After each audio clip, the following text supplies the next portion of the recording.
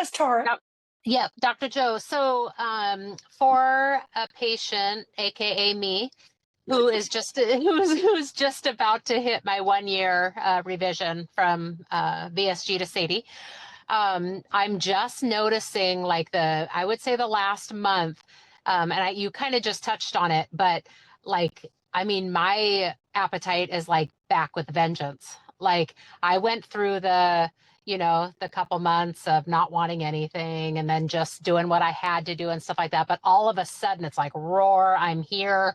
And so does that make sense for the timing for the Yeah, surgeries I've had? Yeah. yeah. Okay. So that's kind of how I was, I was talking, that it's biggest in the beginning. That effect is the greatest in the beginning. Then with a certain amount of time, it sort of comes back. And so it does. Now you're in that maintenance of I'm doing really well with the surgery. Eating your protein first. Filling up on the chicken and some veggies and sort of stuff like that. So you're full, and all those sort of like strategies to maintain. And will it stay like this heightened? I mean, once you kind of get here, or does it ever just kind of relax again, or Yeah. it It just you don't know? it can totally relax again, and things ebb Okay. and flow. I surgery or not, I could be starving one day, and the next day I'm just not that hungry, and then those things can change over broader periods of time too. So it's not always going to be like this per se. It may just sort of like taper with some time. And Tara, I was having a conversation with a personal bariatric friend of mine who has also had some revisional surgeries, and we were talking about this. So I guess this is a question or an observation, and Dr. Joe, I guess just chime in and tell me if I'm crazy or if we're crazy. From my patient experience, when that hunger returned, it's terrifying because we've been without it for so long and then all of a sudden it's back. So even a little bit can feel like, oh my God, this is taking over my life. Yeah. Where some of the frustration for me and my friend came in is that we can eat just like what you say. I'm going to start with my protein. If I have room, I'm going to do veggies and healthy carbs, right? So I can follow that protocol, no problem. Where it gets scary is that there's something that overrides that. Yes, I'm full, but there is still this, like visceral desire or need, or something is telling me like I'm not full or something is wrong. And it's just this like constant gnawing that kind of goes on here in the background, regardless of the type of surgery that you had.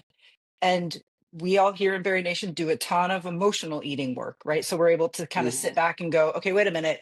Am I stressed? Am I freaking out about something? Am I this? Am I that? Right? Like, am I wanting something specific, or is it just this like constant gnaw of hunger? And for a lot of us, it's the latter. It's not emotional. It's this constant gnaw of hunger. And no matter what we do, we just can't seem to kick it. Is that just the disease of obesity? Yeah. That's what we're all fighting. So, and that's why we need so many different strategies to attack it, and that's why, the medications down the road can be, very useful for post-op patients. Yeah, that was a part of the conversation. Um, so Tara, I don't know if I put words in your mouth, but that's how I'm feeling. I just, Spot on, spot okay. on. And when he agreed that it's just the disease, whew, like, I mean, I know it is, but just accepting that it's just Yeah. there is so I frustrating.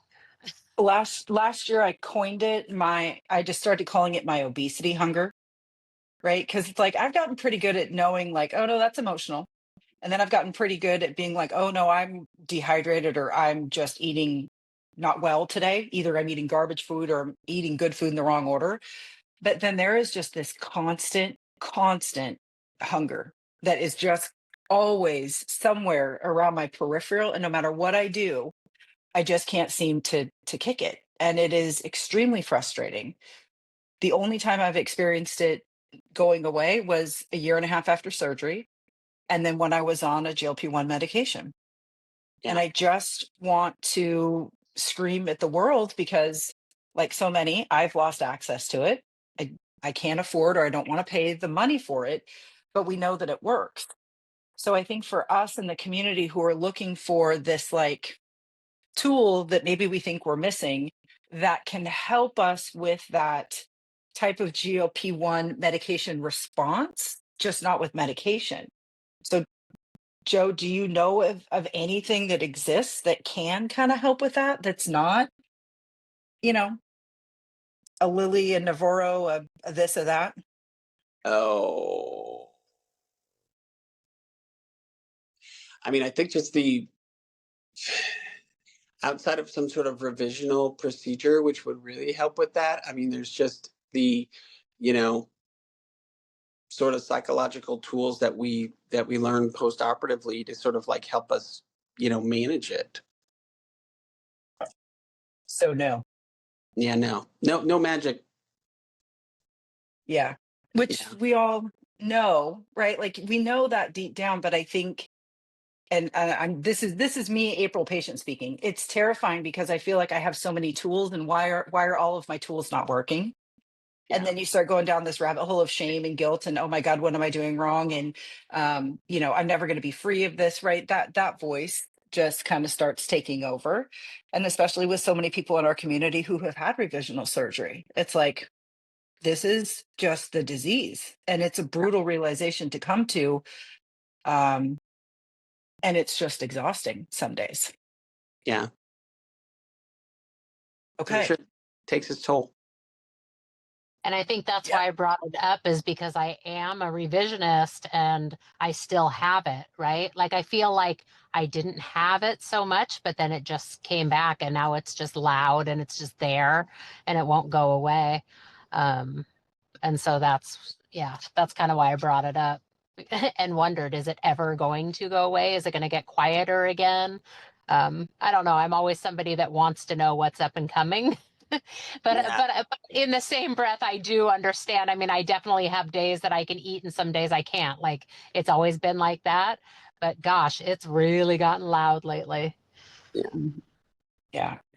I think this is the thing that's hard, but what we have to do, and I'll be my therapist hat, is that it's recognizing that this is not an emergency, right? Like when you have those things and then you start like ruminating, then you're raising your cortisol, which is going to affect your hunger, which is like you're getting into a hamster wheel. And I think part when that shows up, your first line of defense piece is you got to lower your cortisol. Yeah, like this isn't an emergency. Let me go take a walk. I know it's not real hunger. Like I think it's that willingness to talk back and not indulge because I mean, I saw my surgeon and dietitian today, and at the end of the day, the kind of the synopsis was I needed an attitude adjustment today is really what it came down to. Shocking information for all the people who know me that I needed an attitude adjustment because I was getting up in my head, I know you might want to write this down that this is a very new situation for me. This is And being recorded, don't you worry.